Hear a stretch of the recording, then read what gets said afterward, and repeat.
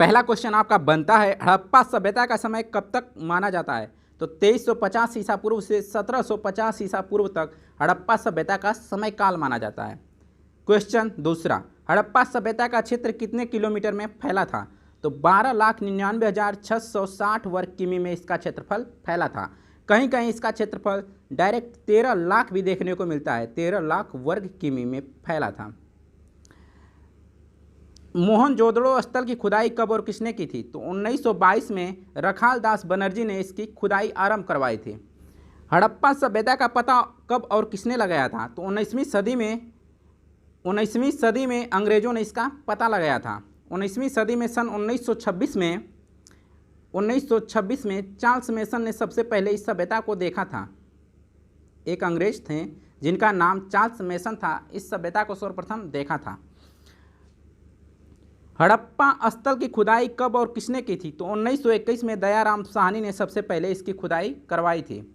हड़प्पा में किसकी आराधना की जाती? हड़प्पा सभ्यता जो थी मातृसत्तात्मक थी, इसलिए यहाँ पे माता की पूजा की जाती थी और पशुपति की पूजा की जाती थी। आग से पकी हुई मिट्टी को इस समय क्या कहा जाता था? तो टेराकोटा कहा जाता था। हड़प्पा वासियों का समाज कैसा था? तो मातृसत्तात्मक था। मनका निर्माण की फैक्ट्री कहाँ स्थित है? तो चनहुदड़ों में इसकी फैक्ट्री स्थित है। एक जो मनके निर्माण की फैक्ट्री है आपको देखने को मिलेगा लोथल में, गुजरात, यानी लोथल गुजरात में आपको देखने को मिलता है। किस खेल का प्रचलन हड़प्पा के समय था? तो शतरंज और एक और खेल था जिसका नाम था पासा, इसका प्रचलन हड़प्पा सभ्यता के समय था। हड़प्पा वासियों का सामाजिक व्यवस्था का मुख्य आधार क्या था? तो इनका मुख्य आधार परिवार था। बिल्ली का पीछा करते हुए कुत्ते के पंजों के निशान कहाँ मिले हैं? तो आपके मिले हैं चनहुदड़ों में।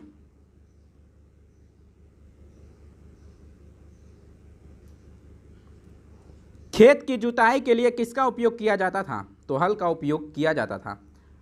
हड़प्पा वासी किसे अपना पवित्र पक्षी मानते थे? तो फक्ता एक चिड़िया होती है, उसे अपना पवित्र पक्षी मानते थे। कपास की उपज की पहला साक्ष्य कहाँ पे मिला है? थोड़ा सा मिट गया है, तो हड़प्पा में इसका पहला साक्ष्य देखने को मिलता है।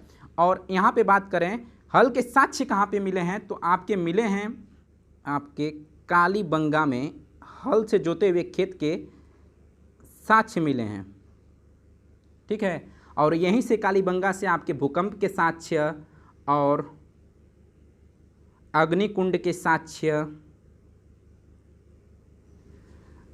और काले रंग की चूड़ियों के साक्ष्य मिले हैं। स्वास्तविक किसकी देन है? हड़प्पा सभ्यता की। हिंदू धर्म में यह जो निशान बना होता है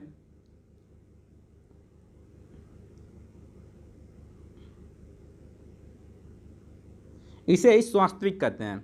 यह हड़प्पा सभ्यता की देन है।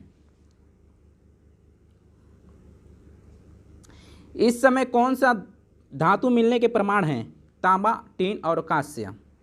इन्होंने तांबा और टीन मिलाकर क्या बनाया था? तांबा और टीन मिलाकर इन्होंने कांसा बनाया था, इसलिए इसे कांस्य युगीन सभ्यता के नाम से भी जाना जाता है। इस सभ्यता में लोहे का साक्ष्य आपको देखने को नहीं मिलता है, लोहे के साक्ष्य आप देखने को नहीं मिलता है।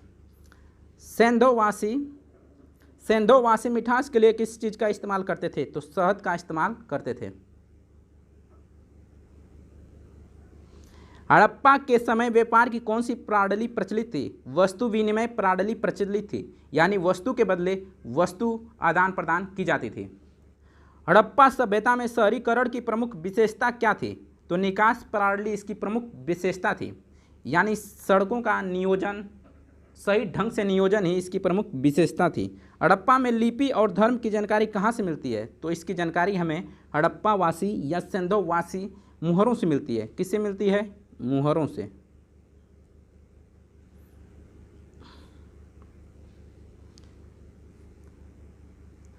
हड़प्पा में कहाँ विशाल स्नानागार के साक्ष्य मिले हैं? तो मोहनजोदड़ो में। चित्राक्षर लिपि को और किस नाम से पुकारा जाता था? तो बेंड्रो फ्रेंडम लिपि के नाम से इसे जाना जाता था। बेंडो फ्रेंडम लिपि के नाम से जाना जाता था। इसे लिपि को किस तरह लिखा जाता था? तो बाएं से दाएं की ओर इसे इस समय कौन सी लिपि प्रचलित थी? तो चित्राक्षर लिपि प्रचलित थी। इस लिपि में कितने चिन्ह ज्ञात हो चुके हैं अब तक?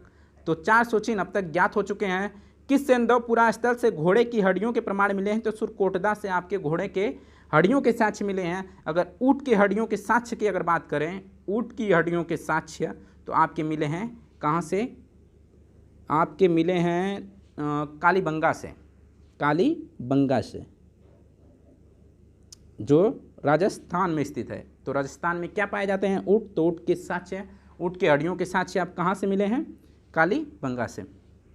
वह कौन सा हड़प्पा कालीन स्थल है जो त्रिस्तरीय था? तो धौलावीरा त्रिस्तरीय हड़प्पा कालीन स्थल है।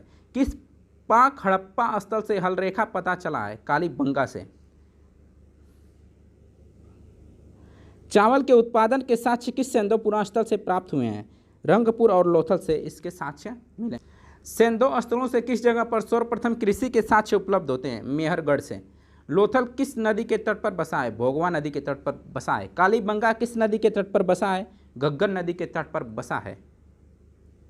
हड़प्पा स्थल का मुख्य बंदरगाह कहाँ था? लोथल। किस सेंधवपुरा स्थल से फर्श के निर्मित अलंकृत ईंटों का प्रयोग किया गया है? कालीबंगा। तो आपके 35 सिंधु घाटी सभ्यता के टॉप क्वेश्चन थे। वीडियो अच्छी लगी हो तो वीडियो को लाइक और चैनल को सब्सक्राइब कर लीजिए ताकि नेक्स्ट वीडियो आपको आसानी से मिल सके।